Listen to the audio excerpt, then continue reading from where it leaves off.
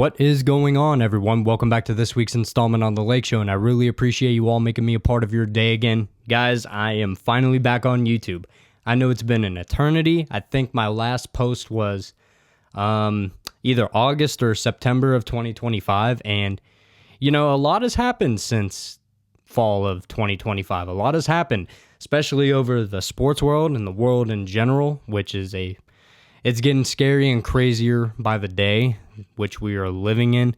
And yeah, I'm back on YouTube. It's been a long time coming.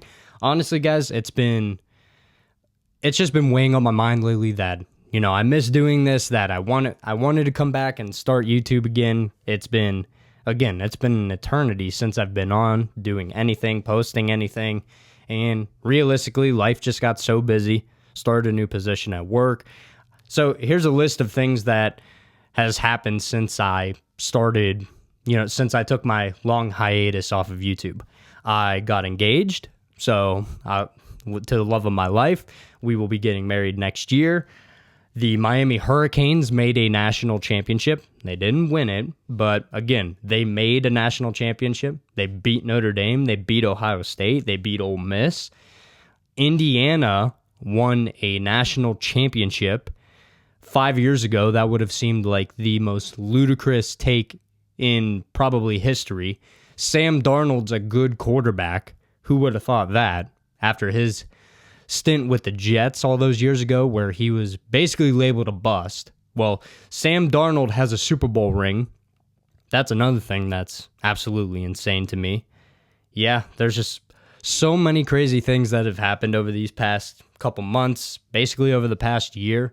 And again, I am very happy to be back on YouTube. I'm very happy to be back making videos, making content. It's been a long time coming. There has been so many times where I have debated, and I'll start back up this week. And then I end up being too beyond tired to do anything. So that's on me, and I apologize.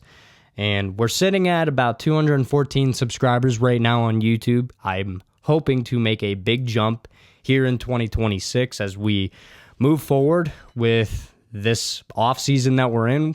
And right now, we're about to be in the full swing of the NBA playoffs.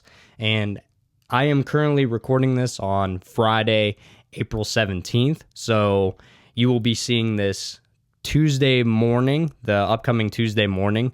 I don't know the date off the top of my head. I could look it up, but that would require a little bit of, I'll just look it up. Why not? So, yes, okay, the 21st. Jeez, I can't math. So, I'm recording this on Friday, April 17th, so you will all see this episode Tuesday morning, the 21st at 9 a.m. sharp. So, yeah, we got plenty to talk about. There's plenty of sports stories that I have failed to cover over basically over a year's span and a whole football season span. So, just to kind of recap over the past year, I guess. Seattle won the Super Bowl. Whoever thought? Aaron Rodgers led Pittsburgh to the playoffs despite getting absolutely blown out yet again. The Chiefs stunk. Notre Dame got left out of the college football playoff in favor of Miami, which, I wish I was recording at that time. It would have been so unbelievably fun to make fun of the Notre Dame Fighting Irish at that point in time. But again, the better team, the more deserving team made the college football playoff. And I have no doubt that Notre Dame probably was one of the top 4 or 5 teams that was playing college football at that moment in time. But again, when you're going based off of all these metrics, we have the college football playoff is a little bit screwed up. It is. And there's plenty of things I would do to change it, but I will not get into that this episode. I might do that for next week's episode, or maybe even the week after. But as we gradually get closer and closer to the start of the college football season and the NFL season, I'll discuss all that later on down the line. So what are we going to talk about today? Well, we're going to talk about the NFL draft. We're going to talk about college football a little bit. We're going to talk about certain teams and players in college football and coaches. So it's going to be a fun time today. So first, I figured I'd start off with college football, just because it's probably the topic I cover mostly on my channel in general. So I figured I'd talk about probably the 5 most intriguing games to me of this upcoming 2026 college football season. So, and the list as follows. In no particular order, I'm just going to rattle off 5 games that I think are could be the most impactful or have the most, repercussions for the college football playoff in 2026. But a big one to me, it takes place on September 12th, is Ohio State visiting the Texas Longhorns. So week 1 last year, the Arch Manning hype train was through the roof. Everybody thought Arch was going to march Texas right into Columbus and take down the defending champion Ohio State Buckeyes. That did not come to pass as Ohio State won that game. I believe it was 14-7. Arch Manning looked like a freshman quarterback. Arch Manning looked like everybody was talking about Quinn Ewers being, a worse option at the quarterback position for Texas, especially on their college football playoff run the year prior. But, everybody owed Quinn Ewers an apology at the beginning of last year just because of how inept Arch Manning did look. But again, you need time to develop as a quarterback. Who knew that Arch Manning basically needed a whole year of starting to, propel himself to be one of the top quarterbacks in college football? Now, the Arch Manning hype entering this upcoming season, I can understand, and I think is actually more legitimized, especially give or take all of the great games that Arch Manning had, especially towards the end of the season. That game against Texas A&M was fantastic. The game against Michigan in the Cheez-It Bowl was fantastic. Arch set himself apart when it comes to the top tier of college football quarterbacks that are coming back. Everybody thought he was going to be the number 1 overall pick, and I never thought in a million years I would see Fernando Mendoza be the number 1 quarterback taking off the board. And if you guys hear a motorcycle in the background, that's just my dad. He's he's leaving for the gym. His motorcycle is just so unbelievably loud, but that's one thing I definitely want to buy. I want to get a motorcycle so badly, but my fiance said we have to focus on the wedding, which, I feel like a bike wouldn't be too bad, but that's neither here nor there. I don't even know how to ride a motorcycle. But Ohio State going to Texas, I think is going to be a fascinating game. You have Julian Sain coming back for his second year, and his second year starting, and same as Arch Manning. You have him coming back to start his second year at Texas, so I think it's going to be a shootout. I don't think it's going to be a defensive masterclass like it was a year ago. If you think about it, Ohio State's defense was so legendarily good, historically good. I believe they were holding opponents throughout the entirety of the regular season. They held opponents only to 6 points a game, which is basically unheard of in the offensive, juggernaut offenses that we kind of have right now, especially like pass happy offenses. But that it was the defenses that really showed out in the week 1 game against these two teams last year. But I think this upcoming year, I think you're looking more into the 30 to 35, sort of score ranges. Ohio State got the better of Texas last year. I don't think Ohio State gets the better of Texas this upcoming year. I do think of how much talent Ohio State has lost to the NFL draft this upcoming year, that literally this Thursday. I think it's going to be a little much, but I do think just the way Texas is, just the way they're built, another year for Arch Manning, I do think Texas wins this game. What's another intriguing game? October 10th, we have Georgia going to Alabama. Yet again, Alabama just beats Georgia whenever they feel like it, willy-nilly. Every single time I've seen a Georgia game and Alabama game to where I feel, Georgia was clearly the superior team. That includes a game with Jalen Milroe as quarterback for Alabama and Ty Simpson as quarterback for Alabama. Again, Georgia got their rematch in the SEC championship and absolutely steamrolled Alabama. We knew it was coming. Alabama was a beyond flawed team last year. They could not run the ball to save their life, which is very odd thinking about a Alabama team that can't run the football when under Nick Saban, yet again, that was pretty much their forte. You had Mark Ingram, Trent Richardson, Derrick Henry, TJ Yeldon, Eddie Lacy, Brian Robinson. And Bo Scarborough, Josh Jacobs. Like, there's just a plethora amount of talent that Alabama has had over the years when it comes to the running back position. Jeez, Dad. I mean, really. But where was I? But I think this upcoming year, I think Georgia is going to dominate Alabama again. I don't know the quarterback situation for Bama. It's a interesting one, and I really don't know how the head coach is going to do.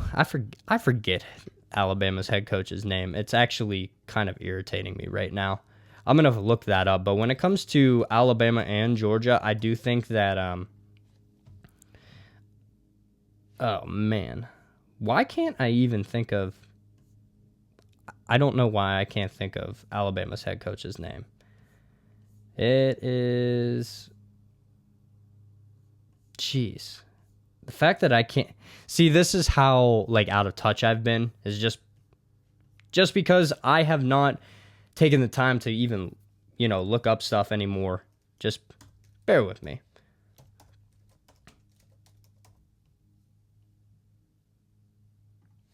Can't believe that. Kalen DeBoer. Oh my goodness. That's Kalen DeBoer. I do think Kalen DeBoer, I think he can be a little bit on the hot seat, especially after the way that this past year ended. You end up getting bludgeoned to death by Georgia in the SEC title game. And then the second game that you play in the college football playoff, you get steamrolled by Fernando Mendoza in the Indiana Hoosiers. Now, granted, Indiana won the national title game. And Alabama did win a playoff game and beat Oklahoma. But I think that was a product of John Mateer's Oklahoma team not being able to run the football, and also John Mateer playing with an injured thumb basically for the back half of the year. They rushed him back super early.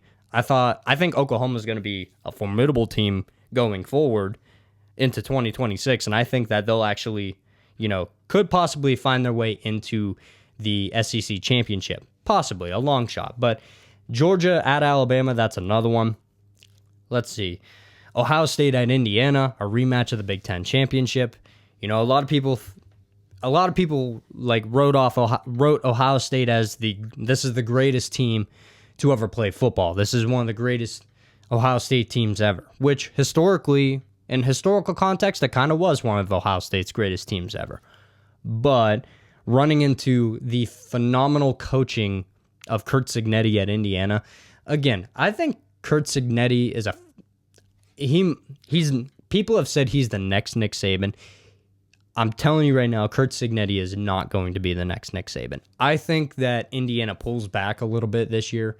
I think they had a historical good team that, I think they're all one and done. Can they make the playoff again? I think they will make the playoff again. I think they're that well coached enough and they have the talent enough to make waves in the Big Ten. But I don't think they're national championship caliber this upcoming year, just because of the sheer amount of older talent that they lost going to the NFL draft this Thursday. But a rematch of the Big Ten championship game, that's going to be fascinating.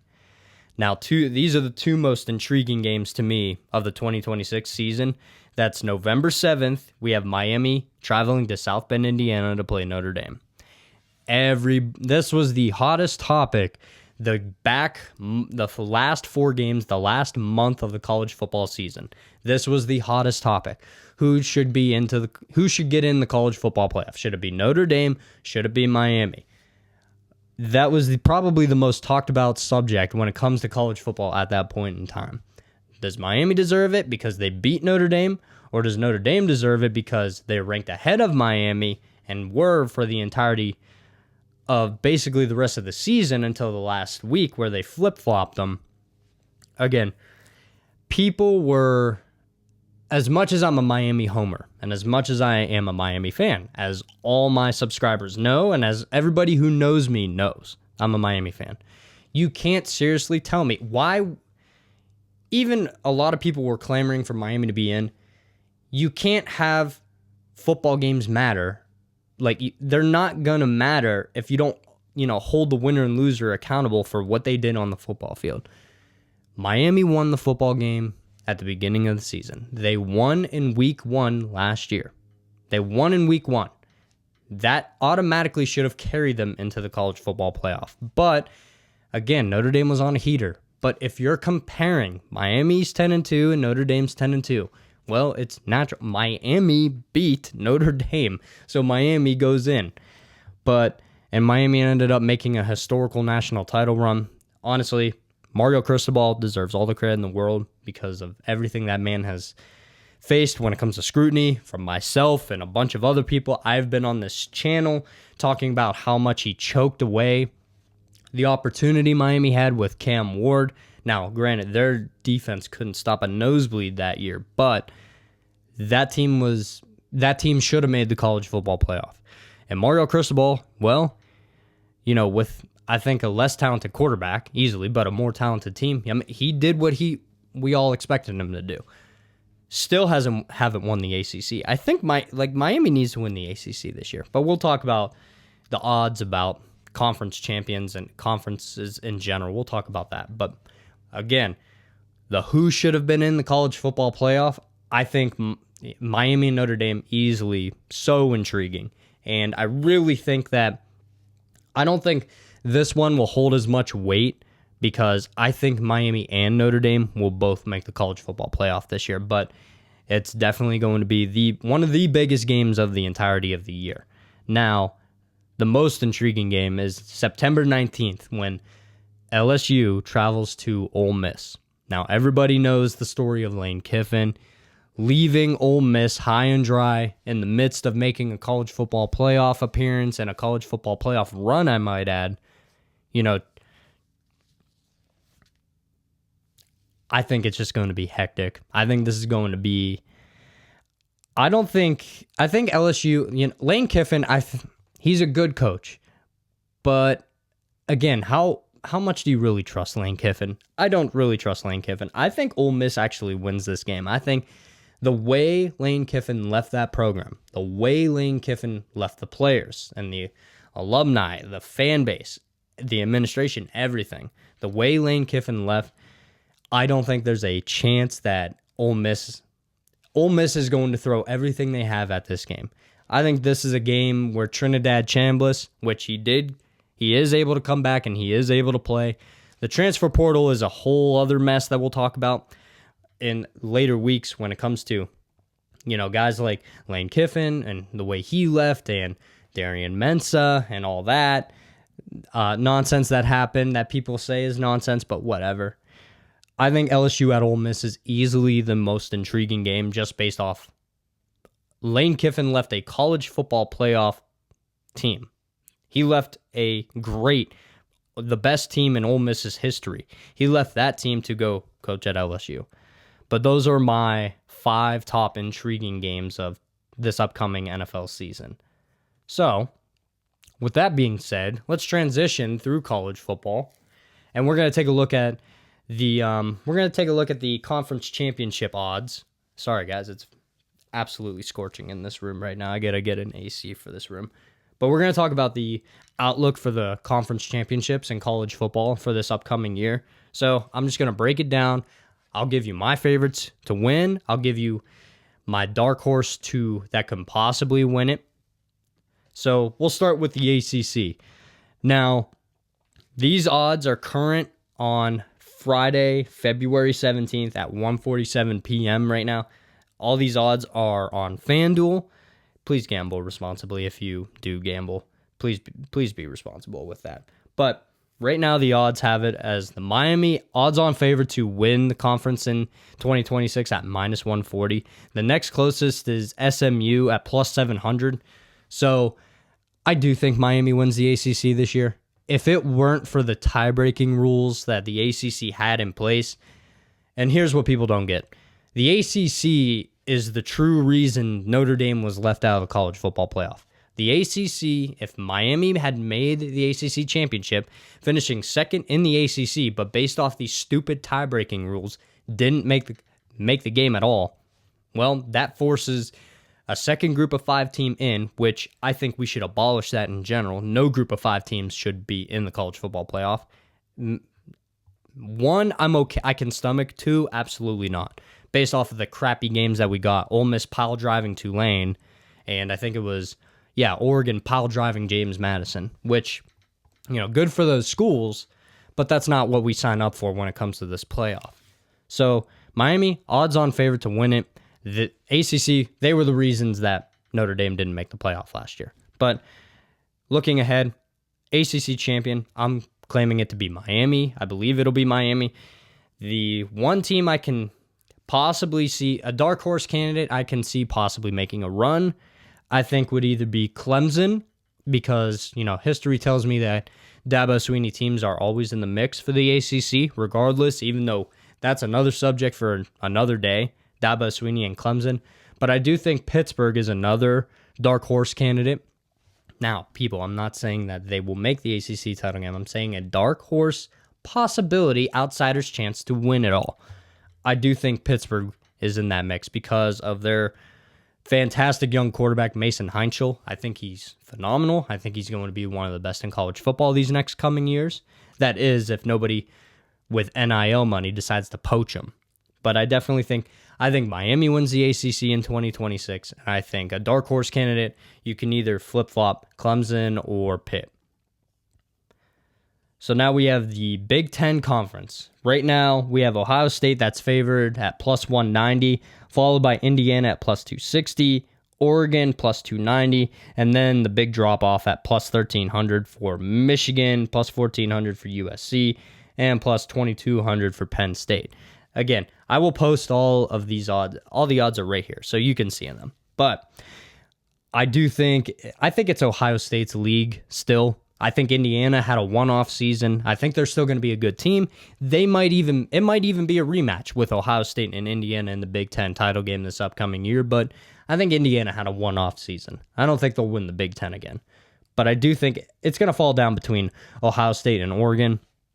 And if I'm a betting man, I'm taking Ohio State over Oregon. I trust Ohio State. I trust Ryan Day and his coaching over Dan Lanning. A lot of people thought Dan Lanning at Oregon was going to, boost Oregon to a new level, compared to what Mario Cristobal did.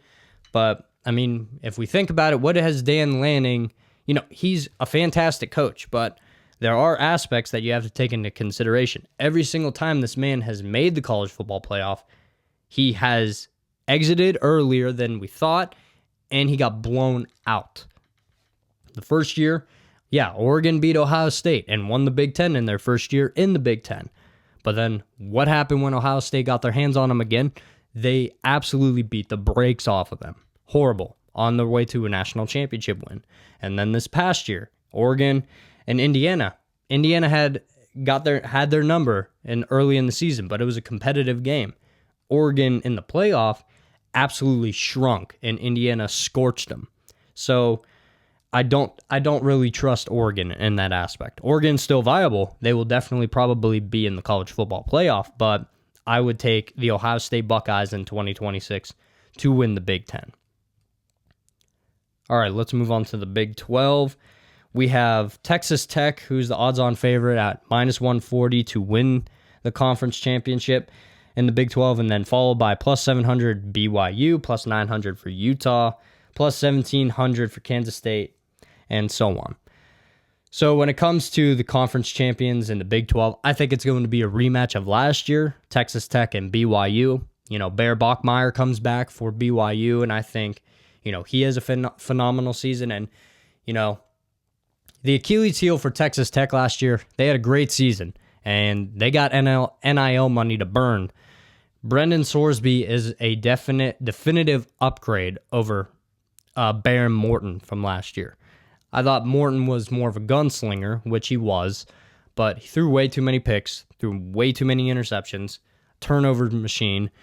Now, Brendan Sorsby is not from the Big 12, and this is a step up from his previous school, Cincinnati, but I think Brendan Sorsby has all the intangibles and the skill set necessary to fit what Texas Tech wants to do, and that's almost like a RPO style offense, run pass option.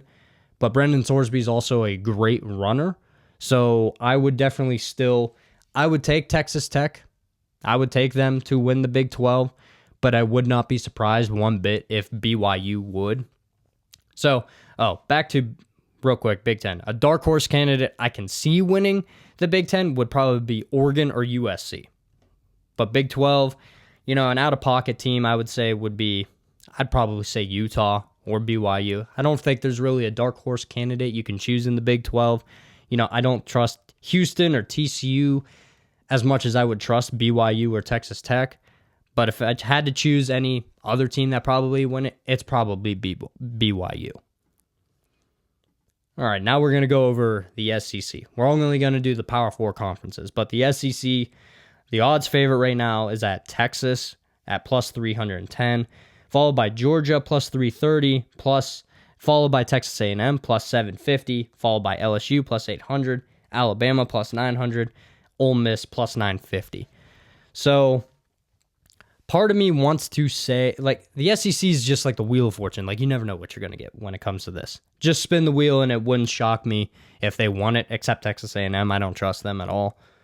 I don't think Alabama is going to get there. LSU, I don't trust. I really don't think Lane Kiffin's going to get there. I don't know. I think it's just too early to tell. He did get Sam Leavitt in the transfer portal to come from Arizona State. So he will have a solid quarterback, but I do not believe that it is enough, and I don't think it'll propel him through the SEC. I think Sam Leavitt's a good quarterback, but I don't think he'll lead Lane Kiffin to the SEC title game. So if I had to take an odds-on favorite, I would say I'd probably pick Texas at plus 310, but I would not be surprised if two dark horse candidates, I'd say, would probably be Ole Miss and Oklahoma. I think Oklahoma is going to be very slept on, and I think Brett Venables is going to have that team ready. A healthy John Mateer back. I think Oklahoma, if you're going to pick any dark horse a dark horse team to win the SEC, I think I would buy some Oklahoma Sooner stock right now. All right, so we are going to transition to the NFL. We're going to transition to the draft. So right now, I have up right here, I have Daniel Jeremiah, analyst for NFL Network. I have Daniel Jeremiah's 3.0 mock draft.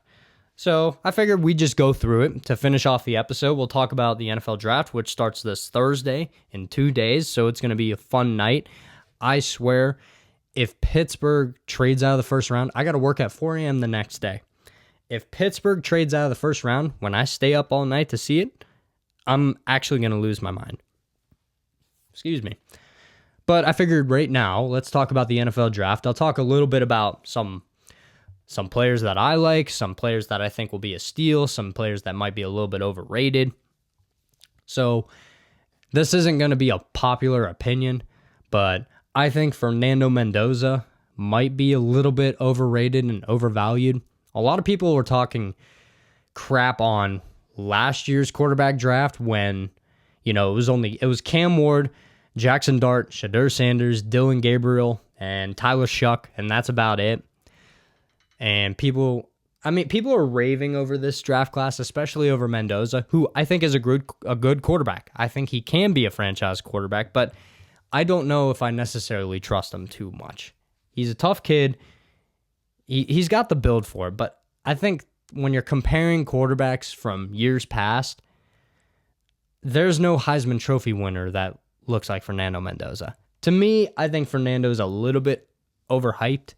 He did play phenomenal down the stretch of that season last year. Undefeated, national champion says itself, but tell you what, I really think he was a product of Curt Cignetti's coaching. I don't believe it was necessarily Fernando Mendoza. If Indiana wasn't coached by Curt Cignetti and Fernando Mendoza went to Indiana, I guarantee you Indiana is not in the national championship last year. Just now, again, I'm talking slightly overrated. Now, other people are high on Ty Simpson, quarterback from Alabama. I trust Fernando Mendoza way more than I trust Ty Simpson. Fernando Mendoza has years of starts under his belt. Ty Simpson has a single season of college football under his belt starting. And I just don't trust that at all. If history tells us anything, the more starts you have, the better you're going to be in the NFL. I think of guys like Andrew Luck. I think of guys like Bo Nix. I think of guys like Peyton Manning. You could think of a lot of good quarterbacks, great quarterbacks in the NFL, have always had a plethora of starts in their college career, not these one-year wonders. You know, if there's one, like, there's rumors that Pittsburgh's going to take him at the 26th pick. I believe it's 26. Let me scroll down. Where did Pittsburgh go? What pick do they have? Oh, 21st. Sorry. So there's rumors that they would take him at 21st overall, which I think is a big-time mistake. If I'm Pittsburgh, I'm riding with Will Howard. I'm riding to see what you have, because the following year is the Arch Manning draft, and there's actually going to be a decent amount of quarterbacks in that draft. You know, this quarterback draft was supposed to be hyped up at the beginning of the year. You got guys like Cade Klubnik, Lenore Sellers, Garrett Nussmeier, Drew Aller, Mendoza, and Ty Simpson weren't even at the top of the class at the beginning of the year. But as the season unfolded, you see who's truly good and who's truly trash. So I don't necessarily think it's the greatest quarterback draft. I think it's worse than last year, but I think the two quarterbacks that are... Mendoza's going to go number one, but if you're the Raiders, you have to. You need a quarterback desperately. And, you know, you just signed Kirk Cousins, so if anything, Mendoza can sit a year and learn behind Kirk Cousins, who's not great, but he's a pro. Like, he's been in the league long enough. He knows his way around the NFL. He's a great mentor, so I don't think that that's necessarily a bad option. But quarterback draft, I think this is a little bit weaker than last year's, so we'll see. So in this mock draft, Daniel Jeremiah has Arvell Reese going to the Jets. Here's the thing. If you're looking for a pure edge rusher, I would take either David Bailey or Ruben Bain or Akeem Messidor. I don't trust the Jets to develop Arvell Reese correctly. I think Arvell Reese is a phenomenal player. A lot of people have him as the number one player in this draft. I do not. I have Caleb Downs as the number one player in this draft, followed by Jeremiah Love. I think Downs will completely flip and change a secondary the second he gets there. I believe it's the Dallas Cowboys. No. So Daniel Jeremiah has Caleb Downs going 10th to the Cincinnati Bengals. So, again, I think that would instantly make the Bengals secondary a whole lot better. I think that Caleb Downs is just that kind of guy, that kind of leader in the secondary that can just transform it. When he got to Ohio State, he transformed that secondary into something monstrous and something special. Caleb Downs, in my opinion, is the best player in this draft, and I think I really don't trust the Jets to nail this. I think Arvell Reese is a top 10 pick. I don't think he's the best pure edge rusher, but I don't think he's the best pure linebacker. He's a great hybrid, but I don't trust the Jets to develop him properly. I think the Jets are a tire fire, and they're going to be junk this entire year. Aaron Glenn came out recently and said that he believes Geno Smith can lead them to the promised land. Yeah, right. Bunch of trash. Geno Smith is straight garbage. Like, he's not going to do anything for the Jets. Other guys that I see on his draft board going early, Ruben Bain to Washington. I think Ruben Bain might be the best pure pass rusher in this draft, but he's not a pass rushing specialist, but he is a game wrecker. You turn on his film in the playoff throughout the entirety of the year, Bain is just a game wrecker. His best work comes against the run easily. Manhandles offensive linemen. Reminds me of Jared Verse a little bit in the NFL, who plays for the Rams. So you can't go wrong with Ruben Bain. David Bailey, you can't go wrong. And David Bailey is projected to go to... Daniel Jeremiah has him going to the Saints, literally the next pick after Ruben Bain. And then another defensive end you can go to is Akeem Messidor, who's projected at 15 to the Tampa Bay Buccaneers. Again, now Messidor is a pure pass rusher. He's the one who is getting all these sacks. So he's a phenomenal player. So other guys that are going to be pretty good, I think Daniel Jeremiah has the Tennessee Titans at 4 taking Jeremiah Love. For the Titans, I think that's a phenomenal pick. I think that's a huge need for Tennessee because they have no run game, and they desperately need to give Cam Ward some help. If they want Cam Ward to be the franchise guy, they have to start surrounding him with pieces. They got to surround him with an offensive line that can actually block, a running game that can actually run, and receivers that can actually catch the ball. If there's one pitiful thing that I watched all last year, it was the fact that Tennessee's wide receivers could not catch COVID if they were standing next to a bunch of sick people. They couldn't catch anything at all. Like, terrible alligator arms, butterfingers, whatever you want to say. Tennessee's team was horrid. Their defense wasn't actually awful, but their offense was so inept because Cam Ward either ended up on his backside every other play or his receivers are always dropping crap that Cam Ward puts in the breadbasket. Now, I think Cam Ward plays a little bit too much hero ball from time to time. Regardless, you still need players that can actually, when you do make those right throws, the best throws you could possibly make, you still need a player that can actually receive the ball and catch the ball. So some guys I could possibly see them taking also, if it's not Jeremiah Love, guys like wide receiver Carnell Tate, wide receiver Mekhi Lemon from Ohio State and USC, respectively. Carnell Tate, I would say, is the best pure wide receiver in this draft. His route running's crisp. His hands are great. You don't ever have to worry about run after the catch or drops. You don't have to worry about that with Carnell Tate. And then there's plenty of other guys. I look forward to the draft this Thursday. I'm going to be watching it, as will many of you. Gosh, I can't wait to see what Pittsburgh does. I think they're one of the most intriguing teams. I really do. I think whatever they do, their pick, they have been very, very, very odd these past couple years. Who knows what they're going to do? Oh, that's another thing that happened. Mike Tomlin is out as the Pittsburgh Steelers head coach. That's the first time since I was real little that Pittsburgh has had a new head coach, but I think it was necessary. And yeah, that's all for this week's episode, guys. Thank you for tuning in this week. I thank you for coming back and joining.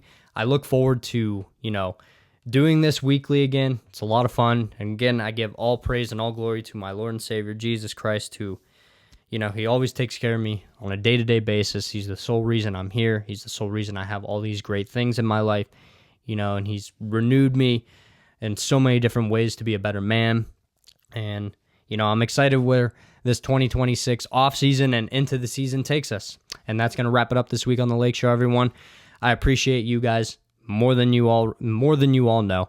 Please hit like, please share, please subscribe, and I will talk to you all next week. I appreciate everything that you guys do for me. God bless. I love the chase and the hunt, and I set the pace when I'm running. I always take what I want and I always give it 100. Don't need a bank, no, I'm funded. Play the game like it's nothing. I'm always thankful for something, don't take for granted.